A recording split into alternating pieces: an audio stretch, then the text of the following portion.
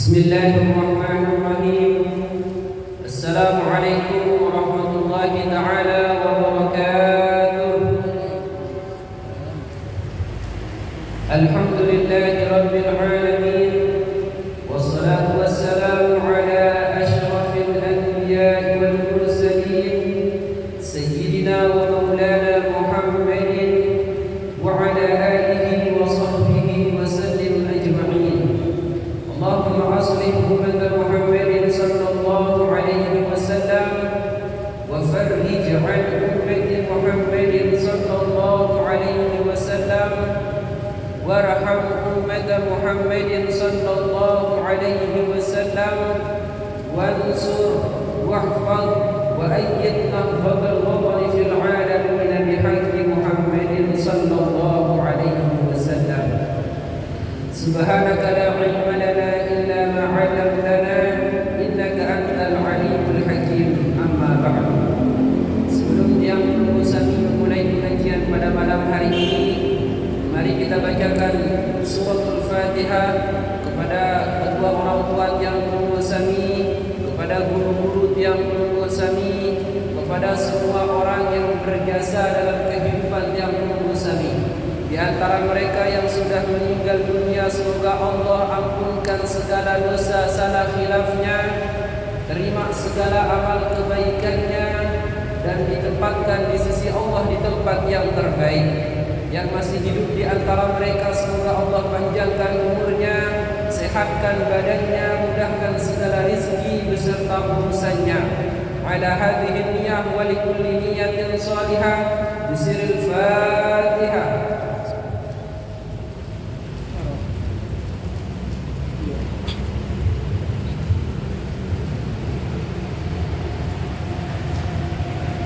Alhamdulillah, segala puji syukur kita haturkan kepada Allah Subhanahu wa taala yang telah sampai pada malam hari ini. Walau dalam kondisi yang dingin ini, Allah Subhanahu wa taala masih memberikan yang berusaha kekuatan untuk dapat melangkahkan kaki ke tempat ibadah yang mulia ini.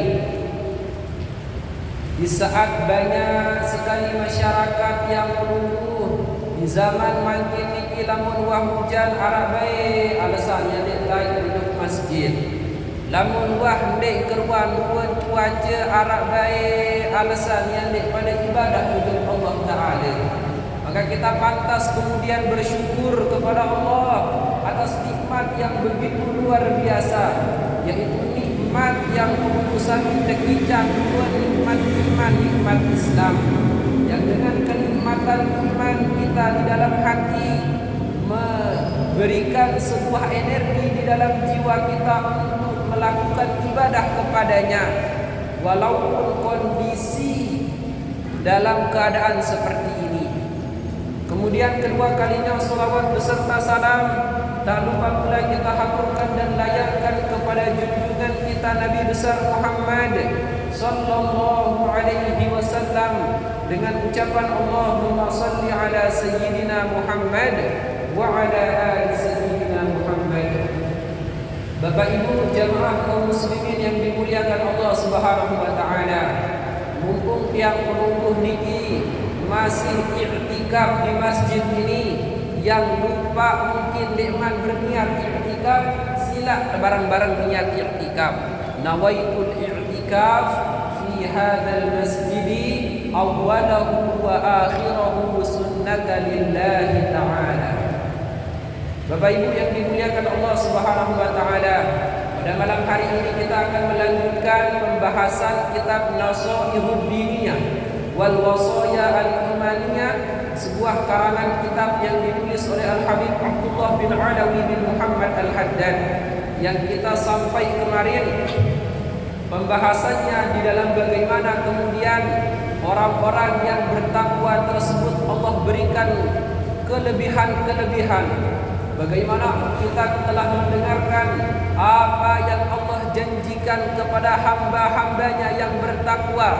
Maka sekarang kita akan melanjutkan di mana Al-Habib Abdullah bin Alawi bin Muhammad Al-Haddad mengatakan di dalam kitab ini, Qala al-musannif rahimahullah wa nafa'ana bihi wa bi'ulumihi fid dharain amin.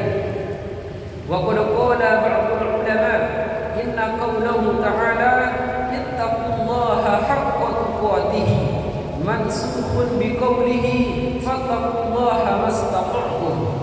Sekarang kita akan membahas apa yang kemudian disampaikan oleh Al-Habib Abdullah bin Alawi bin Muhammad Al-Haddad, seraya beliau mengutip ayat Allah Subhanahu wa taala yang dimana di dalam Al-Qur'an Allah mengatakan ittaqullaha haqqa tuqatih, bertakwalah kalian kepada Allah dengan sebenar-benar ketakwaan, kata Allah Subhanahu wa taala. Maka kemudian kata Al-Habib Abdullah bin Alawi bin Muhammad Al-Haddad, kata-kata Allah Ta'ala di dalam Al-Quran yang mengatakan bertakwalah kalian wahai hambaku dengan sebenar-benar ketakwaan, itu merupakan ayat yang telah dimansuh, ayat yang telah dihapuskan hukumnya dengan ayat yang mengatakan fattaqullaha mastata'tum. Maka bertakwalah kalian kepada Allah semampunya kita bertakwa. Mari kita jaga iman ketakwaan kita kepada Allah dengan semampunya. Maka kemudian di antara para ulama ada pendapat kedua yang mengatakan wa qala ba'dhum, di antara para ulama sebagian di antara mereka mengatakan al-ayatu tsaniyatu mubayyinatun lil muradi min al-ayatil ula. Sebagian mengatakan ayat tersebut bukan dihapus hukumnya, tetapi kemudian mereka mengatakan ayat pertama yang mengatakan ittaqullaha haqqa tuqatih itu kemudian menjelaskan apa yang dimaksud daripada ayat yang selanjutnya ittaqullaha mastata'tum.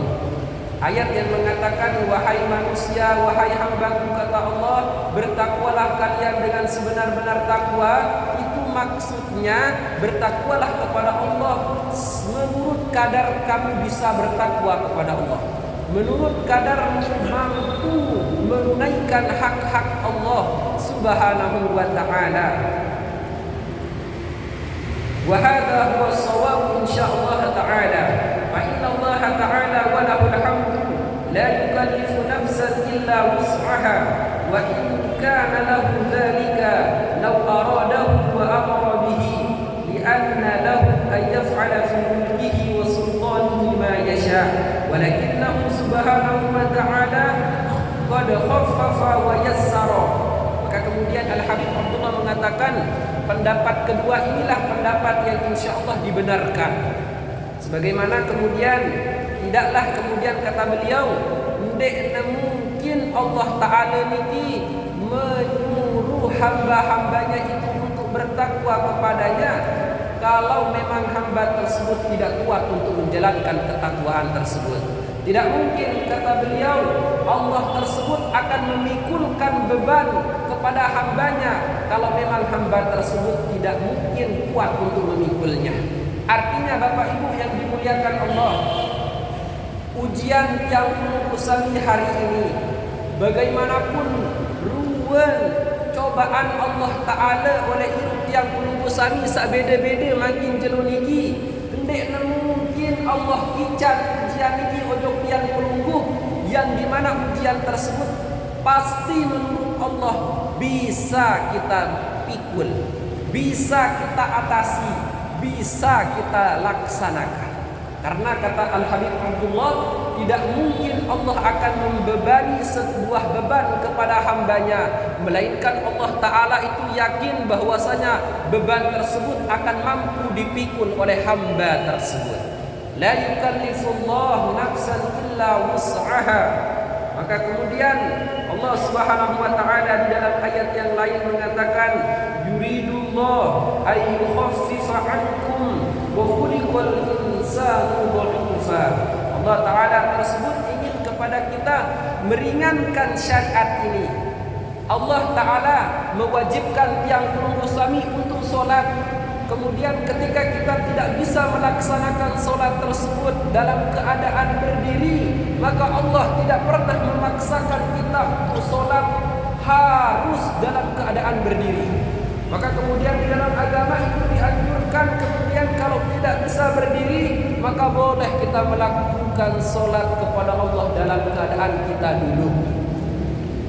Maka kemudian jika ada di antara kita kemudian yang sakit, terbaring lemah di rumah sakit, tak infus yang peluh ni tidak bau nopol, maka apa kata para ulama? Tidak bisa kamu menunaikan sholat dalam keadaan berdiri, maka duduklah melaksanakannya.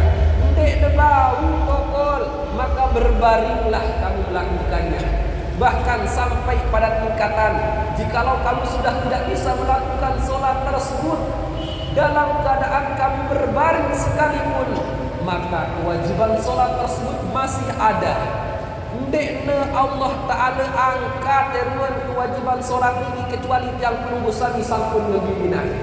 Bahkan dalam keadaan kita tidak bisa berkata apapun, bahkan ketika seluruh anggota badan kita dipenuhi dengan alat kesehatan, biwih teniki sampun tetamaan selang, selaku awak ini wah macam ruan sakit Bapak Ibu, wajib masih perintah sholat ini yang perlu sami lakukan.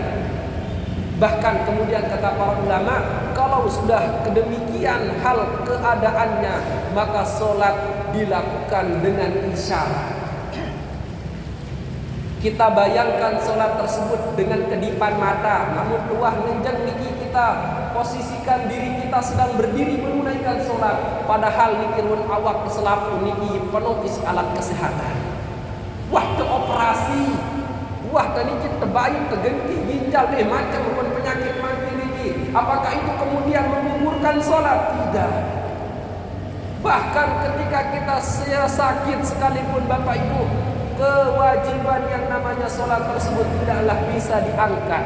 Maka wajar kemudian ketika baginda Nabi mengatakan, awwalu ma yuhasabu bihil 'abdu yaumal qiyamah as-shalah.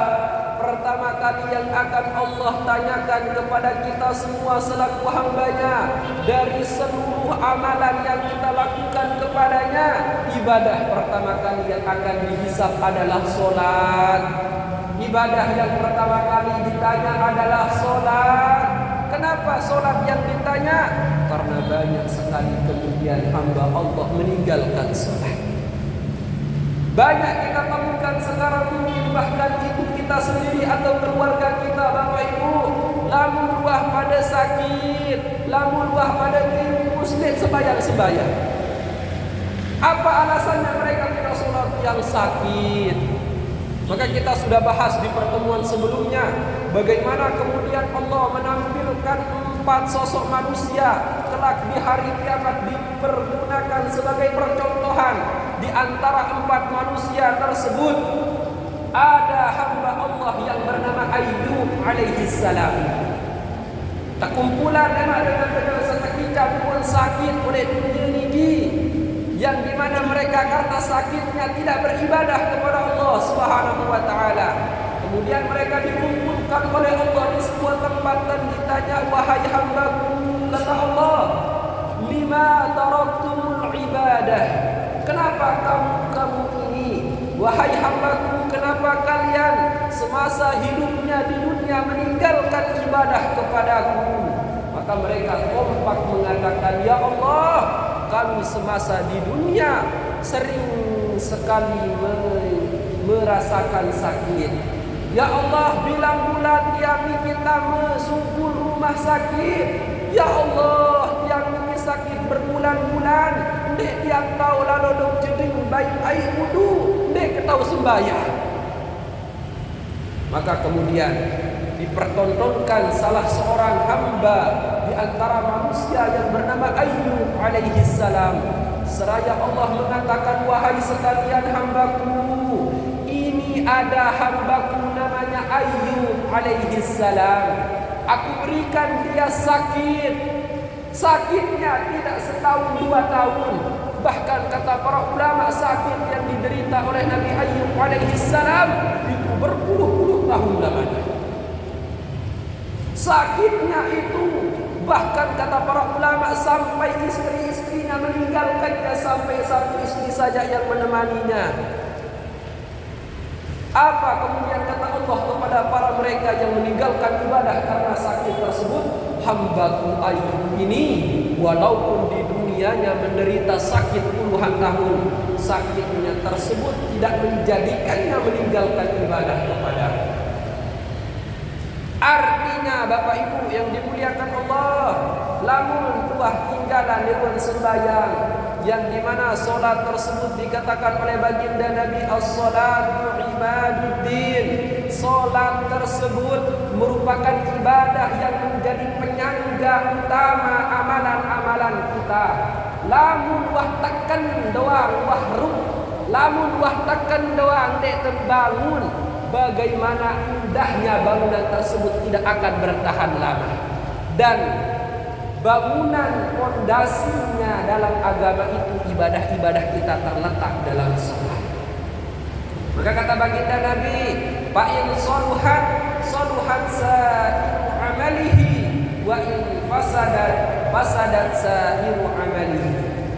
Kalau solat tersebut diterima oleh Allah, kalau solat seorang hamba dikabulkan oleh Allah, maka seluruh amal-amal kebaikannya yang lain pun akan ikut diterima oleh Allah.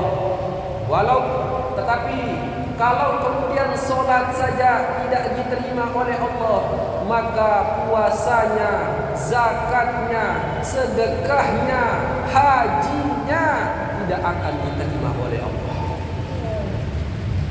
Maka hati-hati Bapak yang dimuliakan Allah, makin dunia niki Masya Allah si susah terhirup niki. Dasar-dasar kehidupan kita sangat sulit hari ini kalau kita berpegang teguh kepada ajaran agama. Di saat kebanyakan manusia sudah tidak memprioritaskan ibadah, yang pelumpuh niki berusaha menjadikan ibadah sebagai prioritas kita tidaklah mudah. Tetapi di dalam kesusahan tersebut, kalau kita punya tekad yang baik, kalau kita punya keyakinan yang baik, insya Allah Allah akan bantu tekad tersebut dengan bagaimana Allah menanamkan hidayah dan keimanan yang kuat di dalam diri yang berlumut sana. Bapak Ibu yang dimuliakan Allah Subhanahu wa taala, agama ini sudah dimudahkan oleh Allah, maka tidak ada alasan kemudian kita tidak ibadah sama Allah.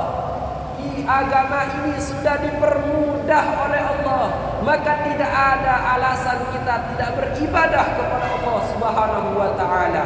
Bahkan jamaah kaum muslimin yang dimuliakan Allah, dendean waktu sak normal samarak meniki di dalam agama kita ini.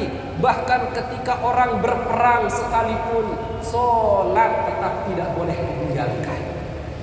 Itulah kenapa kemudian baginda Nabi mengajarkan kaifiyatu salatul khauf, bagaimana tata cara pelaksanaan solat khauf, solat yang dilakukan ketika dalam keadaan kita ketakutan, kita takut bahwasanya musuh menyerang kita, maka ada tata cara solatnya.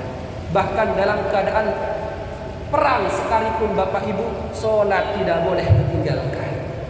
Maka kemudian kita doa sama Allah, semoga kemudian di sisa umur kita hidup di dunia ini, Allah kuatkan iman takwa kita untuk terus bisa melaksanakan solat.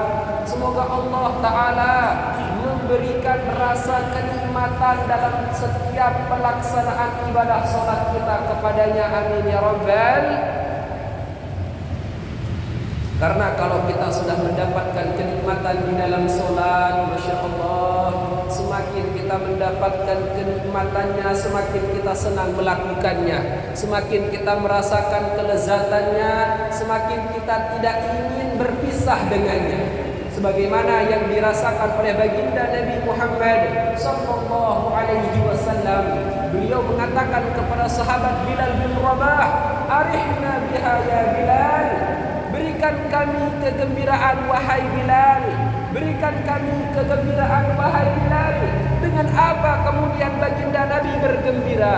Dengan datangnya waktu salat. Bahkan kemudian kalau kita telisik dari sejarah Bapak Ibu yang dimuliakan Allah, Nabi Muhammad sallallahu alaihi wasallam, dia merupakan manusia yang diampunkan dosa salahnya oleh Allah, manusia yang dicintai Allah, manusia yang surga pasti akan dimasukinya. Pelaksanaan solatnya sampai kakinya beliau bengkak saking seringnya melaksanakan solat. Kemudian kita bukan nabi, kita bukan orang yang belum tentu kita merupakan hamba yang dicinta Allah, belum tentu surga tempat kembali. Wah, masih mau paju-paju tanpa sembahyang. Maka kemudian semoga dengan Allah Ta'ala meringankan ajaran syariatnya ini tidak menjadikan kita melalaikan keringanan yang diberikan Allah kepada kita. Amin ya rabbal alamin. Kemudian di sini bahkan Bapak Ibu yang dimuliakan Allah, Al-Habib Abdullah bin Alawi bin Muhammad Al-Haddad mengatakan, wa qad ballaghna anna lillahi malaikatan lam yazalu mundu khalaqahumullah fi ruku'in wa sujudin wa tasbihin wa takbisin la yaftaruna anhu wa la yashtaghiluna bi ghairihi fa idza kana yaumul qiyamati yaqulun. Mereka Bapak Ibu yang dimuliakan Allah, ada makhluk Allah Ta'ala yang bernama malaikat.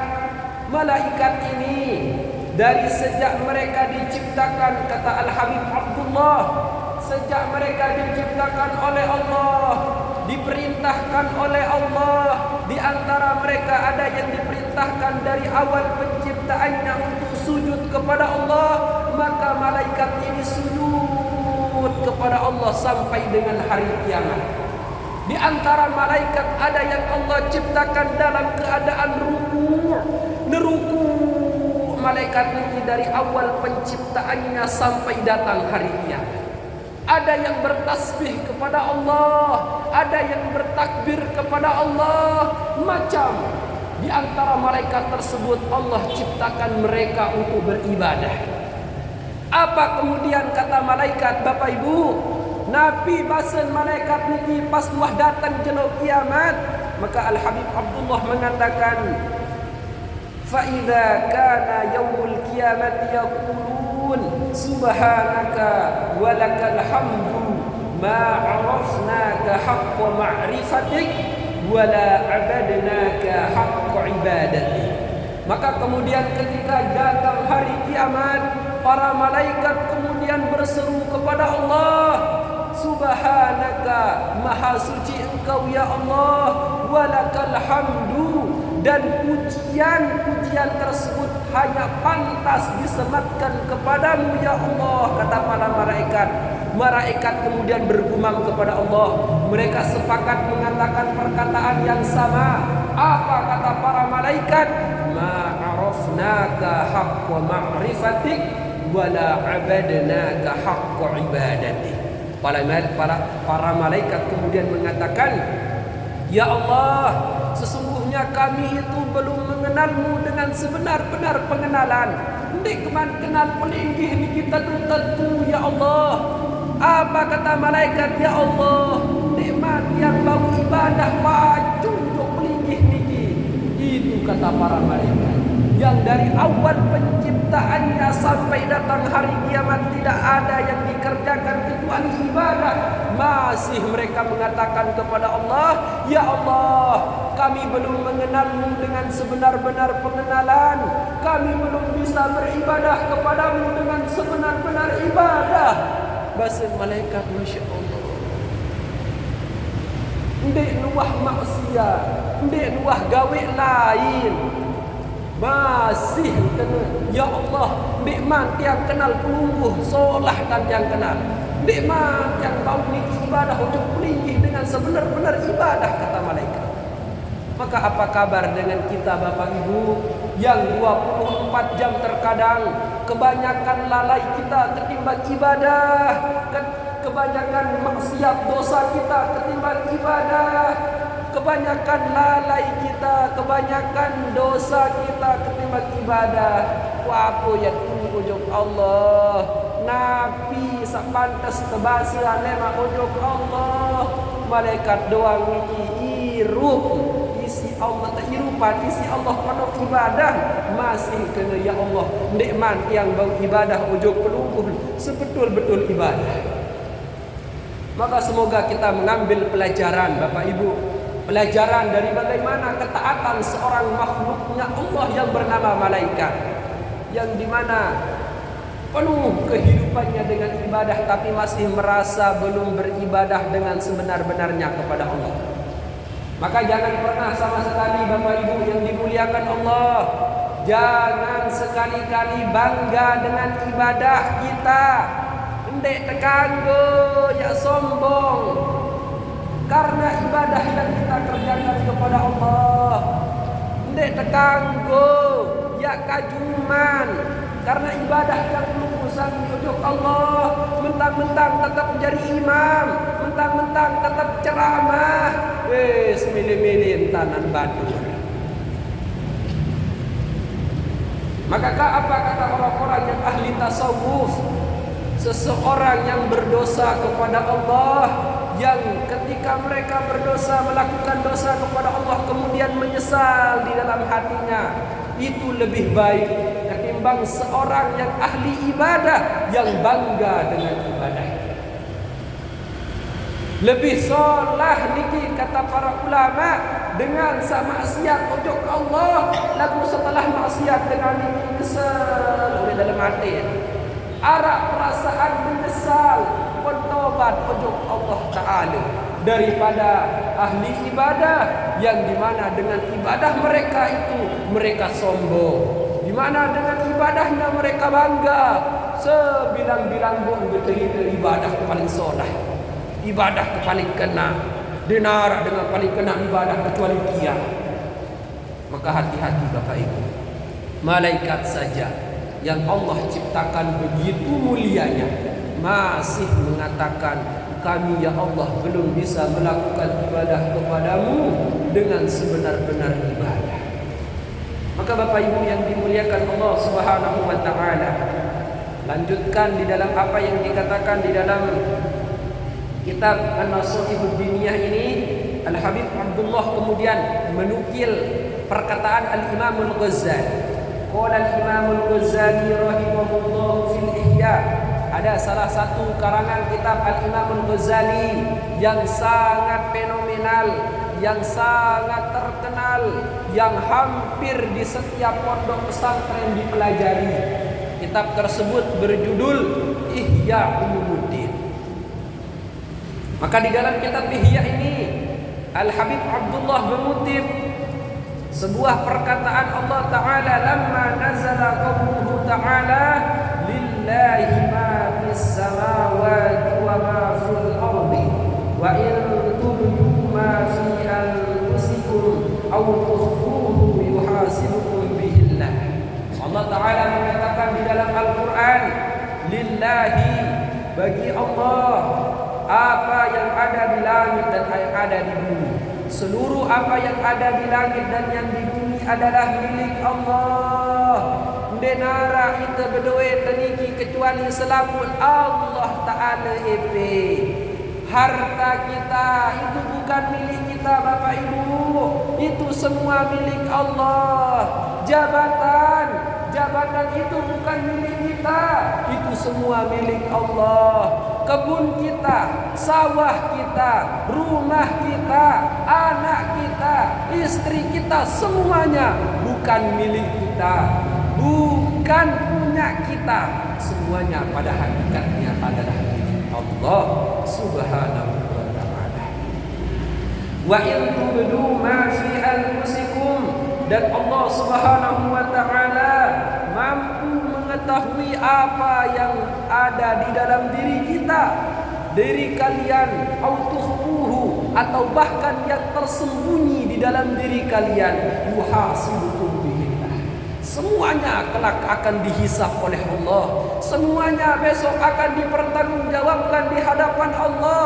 Apa yang sekarang merasa kita punya, yang padahal itu adalah amanah dari Allah, semuanya Bapak Ibu akan dipertanggungjawabkan di hadapan Allah Subhanahu wa ta'ala. Dan hati-hati Bapak Ibu, mungkin di dunia dunia kita bisa lari dari pengadilan manusia. Mungkin di dunia kita bisa menyuap hakim, menyuap jaksa supaya kebohongan kita tidak dihukum. Tetapi tidak pernah sama sekali besok di hadapan Allah kita akan mampu menyuap Allah. Ndek tebau beli Allah, ndek tebau lekakan Allah Ta'ala. Dan kata Allah, yuhasibukum bihillah. Semuanya akan dipertanggungjawabkan di hadapan Allah Subhanahu wa Ta'ala. Maka kemudian para sahabat langsung mengatakan kepada Nabi, syaqqa dzalika ala ashabi Rasulillah sallallahu alaihi wasallam wa radiya anhum. Kemudian ketika mendengar ayat Allah yang mengatakan seluruh apa yang di langit, seluruh apa yang di bumi, yang ada dalam diri kita, bahkan apa yang tersembunyi dalam diri kita, semuanya akan dihisab oleh Allah. Maka kemudian para sahabat khawatir, para sahabat takut. Ya Rasulullah, gerah apa-apa saksi kirap, apa-apa saksi angenan, apa-apa saksi terasa oleh dalam diri demikian terhisap isi Allah. Ya Allah, berat gati ya raniki Rasulullah, kata para sahabat curhat kepada Allah. Wa qalu ya Rasulullah kullifna ma la nutik. Para sahabat mengatakan, ya Rasulullah, kita ini telah dibebankan oleh Allah apa yang kita tidak mampu untuk melakukannya. Segerah lalu ya Rasulullah, mengapa searak oleh angin teniki yang terhisap. Ya Rasulullah, gerah lalu apa sak tersembunyi oleh dalam aden yang pelungguh dari manusia yang berpertanggungjawaban di hadapan Allah. Ya Allah, niki janaki Nabi bersama para sahabat, kita telah dibebankan oleh Allah apa yang kita tidak mampu untuk melaksanakannya. Maka kemudian baginda Nabi sallallahu alaihi wasallam mengatakan, faqala lahu alaihi salam aturiduna an taqulu kama qalat banu Israil sami'na wa 'asayna. Maka kemudian baginda Nabi mengatakan, wahai para sahabatku, inginkah kalian menjadi bagian daripada orang-orang yang seperti Bani Israel, yang ketika diturunkan syariat kepada mereka, orang-orang Bani Israel ini mereka mengatakan sami'na wa 'asayna. Ya Allah, kami dengarkan firman-Mu, kami dengarkan aturan-Mu yang diturunkan kepada utusan-Mu, tapi kami tidak mau melaksanakannya. Kami enggan melaksanakannya. Apakah kalian akan seperti itu, kata Rasulullah? Ya, padan diri dekat dengan Bani Israel yang mereka mengatakan kepada para utusannya, kami mendengar dan kami tidak mau melakukannya.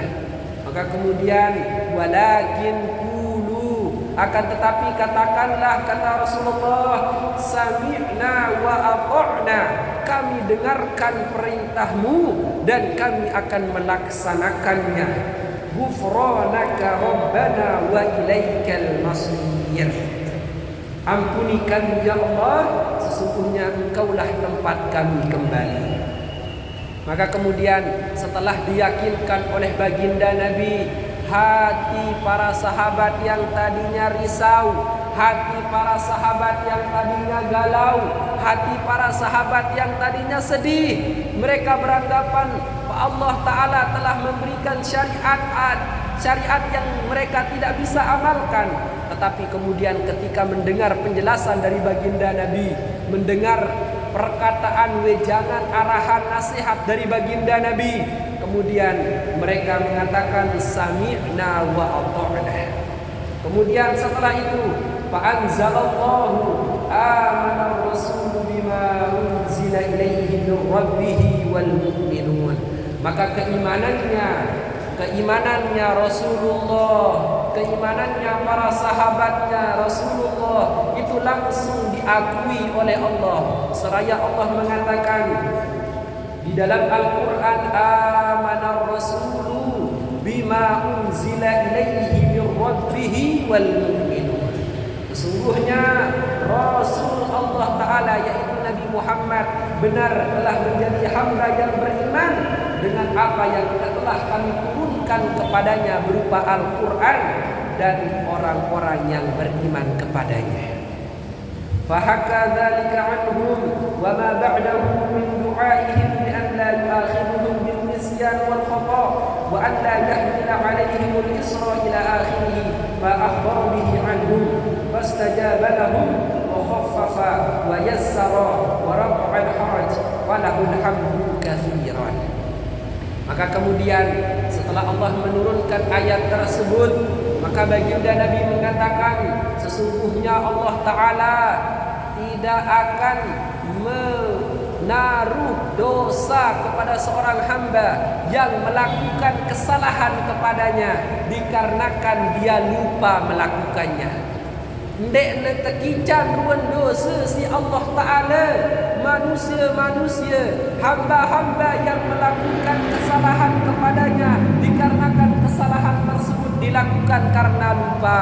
Ada di antara kita mungkin yang dalam kehidupannya kita itu bekerja saja sampai-sampai kita lupa menunaikan solat zuhur. Kau tak ingat dewa sembahyang niki, ternyata memang sembahyang zuhur, lalu ingat deh sembahyang niki ketika waktu maghrib. Maka kemudian kata Nabi Muhammad, orang-orang seperti itu tidaklah Allah berikan dosa kepadanya. Kenapa?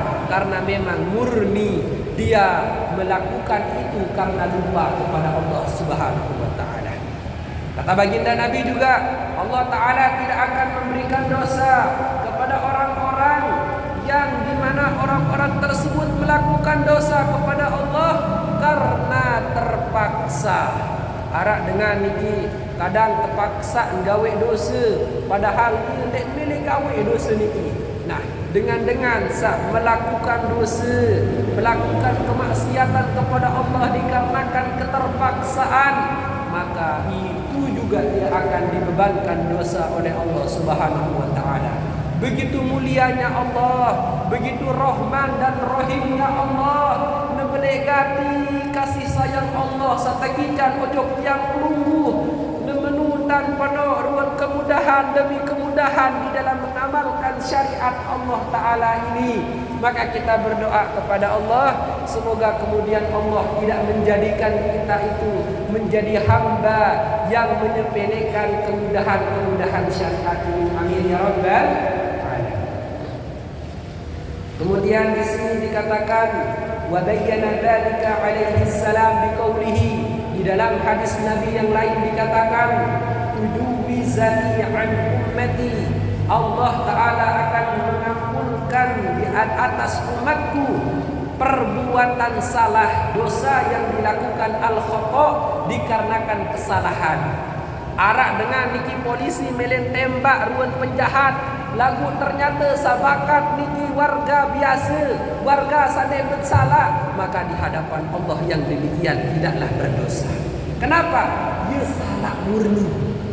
Kena si keker si polisi niki yang bakat ruan penjahat niki, lagu ternyata sabakat niki dengan lain, maka kemudian polisi tersebut tidak akan diberikan dosa oleh Allah. Kemudian kata baginda Nabi, wan nisyan, seseorang tersebut lupa mengerjakan ibadah kepada Allah, maka kemudian itu juga tidak dihukumi dosa. Dengan catatan kalau dia ingat, maka apa yang dilupakan dari ibadahnya segera dia laksanakan ketika dia ingat.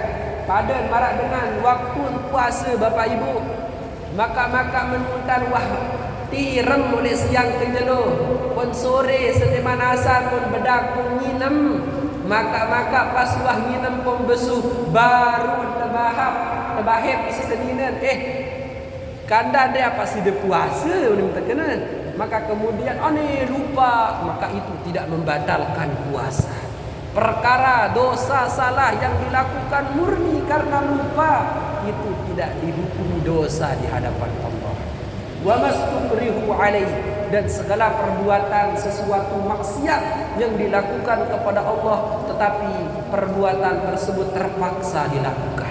Ambil contoh Bapak Ibu, misalkan di tengah hutan kita tersesat, maka kemudian berhari-hari kita tersesat di dalam hutan, kita belum makan, belum minum, tidak ada satupun makanan dan minuman yang masuk ke dalam tubuh kita, yang itu kemudian menyebabkan kita lemah, tidak ada tenaga, sampai-sampai jalan pun sudah mulai sempoyongan, wadenara balung, buat keseri ruan bangkin hewan sawah mati niki, maka kanggun terkeluaran di bangkin walau berharap terpaksa kita lakukan untuk menyelamatkan nyawa kehidupan kita. Yang demikian kata baginda Nabi itu tidak dihukumi dosa di hadapan Allah. Begitu berkasih sayangnya Allah kepada kita dalam menjalankan syariat Allah ini. Allah inginkan keringanan kepada kita, Allah inginkan kemudahan kepada kita selaku hambanya. Lagu penuh dengan ini tekican murah isi Allah Ta'ala, tekican molah isi Allah Ta'ala. Kemudahan tersebut kemudian dimanfaatkan untuk tidak mengerjakannya. Penuh dengan ini karena murah perjalanan agama ini. Kadang lawan separuh batur-batur jam puluh niki isin remehan di perkara-perkara ini. Padahal di hadapan Allah, ketika ada seorang yang meremehkan syariat Allah, maka tidaklah dia meremehkan Allah, kecuali pada hakikatnya dia sedang meremehkan dirinya sendiri. Apa di sini? Demikian Bapak Ibu yang dimuliakan Allah, nasihat yang disampaikan oleh Al-Habib Abdullah bin Alawi bin Muhammad Al-Haddad. Semoga apa yang dinasihatkan, disampaikan di dalam petuah kitabnya ini bisa kemudian meningkatkan keimanan, kecintaan yang bersama kepada Allah Subhanahu wa taala. Demikian kurang lebihnya yang haturkan jazakumullah khairan katsira, yang haturkan banyak-banyak permohonan maaf jika selama penyampaian banyak kekurangannya. Hadanallahu wa iyyakum jami'an ila siratal mustaqim. Wassalamu alaikum warahmatullahi taala wabarakatuh.